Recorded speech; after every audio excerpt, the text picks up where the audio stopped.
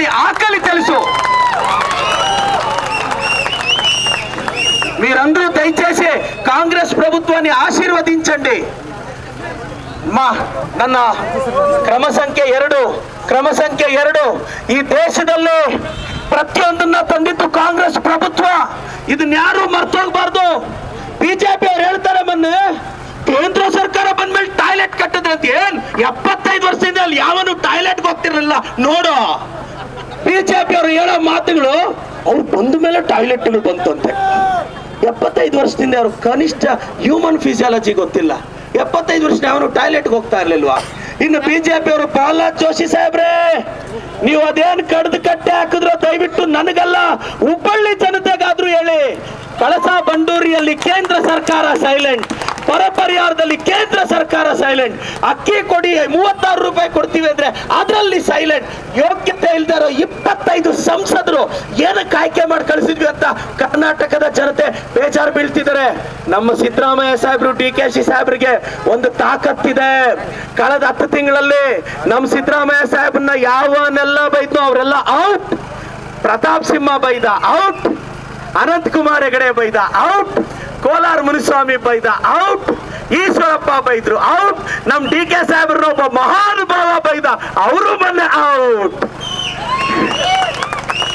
అక్క మాకు ఆశీర్వదించండి. 2వ సీరియల్ నంబర్ కి ఓటేయండి. మీ పరంగా మేము నిలుస్తాము, మా పార్టీ నిలుస్తుంది.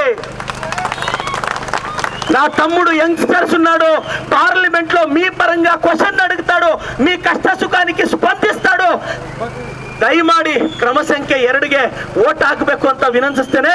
ಇವತ್ತು ನಮ್ಮ ಸಿದ್ದರಾಮಯ್ಯ ಸಾಹೇಬ್ರು, DK ಸಾಹೇಬ್ರು ಸರ್ಕಾರ ಅಕ್ಕಿ ಕೊಟ್ಟಿದೆ, ಬಡವರು ಕಷ್ಟ ತಿಳಿಸ್ತಿದೆ. ಕೇಂದ್ರದಲ್ಲಿ ಇಂಡಿಯಾದಲ್ಲಿ ಇಂಡಿಯಾನೇ ಬರೋದು. ಒಂದು ಕುಟುಂಬಕ್ಕೆ 1 ಲಕ್ಷ ಕೊಡ್ತೀವಿ ಗೆದ್ದಿದ ತಕ್ಷಣ. ಬಿಜೆಪಿ ಅವರು ಅಂಬಾನಿ ಎಂಗೇಜ್ಮೆಂಟ್ಗೆ 1800 ಕೋಟಿ ಖರ್ಚು ಮಾಡಿದಾಗ ಏನೂ ಆಗಲ್ಲ ಸರ್. ನಾವು ಬಡವರಿಗೆ ಅಕ್ಕಿ ಕೊಟ್ರೆ 2,000 ಕೊಟ್ರೆ ಆರ್ಥಿಕತೆ ಕುಸಿದು ಹೋಗುತ್ತಂತೆ. 25 ಜನ ಕರ್ನಾಟಕದ ಬಿಜೆಪಿ ಅಯೋಗ್ಯ ಸಂಸದರೇ ಬರದ ಬಗ್ಗೆ ಪ್ರಶ್ನೆ ಮಾಡೋ ಯೋಗ್ಯತೆ ಇಲ್ಲದೆ ಇದ್ದಾಗ ಯಾಕೆ ಆ ಪವಿತ್ರವಾದ ಪಾರ್ಲಿಮೆಂಟ್ ಅಲ್ಲಿ ಹೋಗಿ ಕೂತ್ಕೊಂಡು ಕರ್ನಾಟಕದ ಹೆಸರು ಕೆಡಿಸಿದ್ರಿ ಅಂತ ಕೇಳಕ್ ಇಷ್ಟಪಡ್ತೀನಿ. ಎಲ್ಲ ಯಂಗ್ಸ್ಟರ್ಸು, ಒಬ್ಬ ಯೂತ್ ಕಾಂಗ್ರೆಸ್ ಅಂದ್ರೆ ಸಾಮಾಜಿಕ ನ್ಯಾಯ. ತಂದೆ ತಾಯಿ ಇಲ್ದಿರೋ ನನ್ನಂತ ಹುಡುಗನಿಗೆ ನಮ್ ಸಿದ್ದರಾಮಯ್ಯ ಸಾಹೇಬ್ರು, DK ಸಾಹೇಬ್ರು ಕರೆದು ಟಿಕೆಟ್ ಕೊಟ್ಟು ಇವತ್ತು MLA ಮಾಡಿದೆ ಅಂದ್ರೆ ಸೋಷಿಯಲ್ ಜಸ್ಟಿಸ್ಗೆ ಕಾಂಗ್ರೆಸ್ ಬೇಕು. ಇವತ್ತು ಬ್ಯಾಕ್ ಗ್ರೌಂಡ್ ಇಲ್ಲ ಅಂತ ಯೂತ್ ಕಾಂಗ್ರೆಸ್ ಹುಡುಗ ಇವತ್ತಿಲ್ಲಿ MP ಕ್ಯಾಂಡಿಡೇಟ್ ಆಗ್ತಾರೆ. ಅರ್ಥ ಮಾಡ್ಕೊಳ್ಳಿ, ಕಾಂಗ್ರೆಸ್ ಪಕ್ಷದ ಒಂದು ಕಮಿಟ್ಮೆಂಟ್, ಪಕ್ಷ ನಿಷ್ಠೆ. ನಾವೆಲ್ಲರೂ ಇವತ್ತು ನಮ್ಮ ವೇದಿಕೆಯಲ್ಲಿ ನಮ್ಮ ದಿನೇಶ್ ಗುಂಡೂರಾವ್ ಸಾಹೇಬ್ರಿದ್ದಾರೆ, ನಮ್ಮ ಯತೀಂದ್ರ ಅಣ್ಣವ್ರಿದ್ದಾರೆ. ಇವತ್ತು ಮೈಸೂರಿಗೆ ಅವರ ಕೊಡುಗೆ ಅಪಾರವಾದದ್ದು. ಯತೀಂದ್ರ ಅಣ್ಣ ಅವ್ರ ಕೊಡುಗೆ ಅಪಾರ. ನಮ್ಮ ದಿನೇಶ್ ಗುಂಡೂರಾವ್ ಸಾಹೇಬ್ರು ಚಿಕ್ಕಬಳ್ಳಾಪುರದ MLA ಅಕ್ಕ. ನಾನು 3 ವರ್ಷ ಒಬ್ರು ಮೆಡಿಕಲ್ ಹೆಲ್ತ್ ಮಿನಿಸ್ಟರ್ ಆಗಿದ್ರು. ನಮ್ಮ ಡಿಸ್ಟ್ರಿಕ್ಟ್ ಹಾಸ್ಪಿಟಲ್ಗೆ ಒಂದು ಲ್ಯಾಬ್ ಕೊಡಕ್ಕಾಗಲಿಲ್ಲ. ನಮ್ಮ ಸಾಹೇಬ್ರು ಗೆದ್ದ ತಕ್ಷಣ 8 ಕೋಟಿ 20 ಲಕ್ಷದಲ್ಲಿ ಇವತ್ತು ಆಲ್ರೆಡಿ ಅಡ್ಮಿನಿಸ್ಟ್ರೇಟಿವ್ ಅಪ್ರೂವಲ್ ಆಗಿದೆ. ಅಭಿವೃದ್ಧಿ ಕಾಸಿಲ್ಲ ಅಂತ ಬಿಜೆಪಿ ಅವ್ರು ಹೇಳ್ತಾರೆ. ಅಭಿವೃದ್ಧಿ ಕಾಸಿಲ್ಲದೆ ಇಷ್ಟು ಮಾಡಿದ್ವಾ? ಅಕ್ಕ, ಒಂದು ಯೋಚನೆ ಮಾಡಿ, ಈ ದೇಶಕ್ಕೆ IIT ಏಮ್ಸ್ ಎಲ್ಲ ನಾವು ತಂದ್ರೆ ಈ ಬಿಜೆಪಿ ಅವರು ಫಾಲ್ ಸೀಲಿಂಗ್ ಮಾಡಿ ಬಿಲ್ಡಪ್ ಕೊಟ್ರೆ ಬೇಜಾರಾಗಲ್ವಾ ತಮ್ಮ? ಕರೆಕ್ಟ್ ಆಗಿ ತಮ್ಮ, ನೀನ್ ಸೈಟ್ ತೆಗೆದು ಮನೆ ಕಟ್ಟಿ ಎಲ್ಲಾ ಮೋಲ್ಡ್ ಹಾಕಿ ಎಲ್ಲಾ ಕಷ್ಟಪಟ್ಟು ಲಾಸ್ಟ್ ಅಲ್ಲಿ ಯಾವನು ಪೇಂಟ್ ಹೊಡೆದ್ಬಿಟ್ಟು ಇದೆಲ್ಲ ನಂದೆ ಅಂದ್ರೆ ಬೇಜಾರಾಗಲ್ವಾ? ಈ ಬಿಜೆಪಿ ಅವರಿಗೆ ಫಾಲ್ ಸೀಲಿಂಗ್ ಮಾಡಕ್ಕೂ ನೆಟ್ಟಿಗೆ ಬರ್ತಾ ಇಲ್ಲ.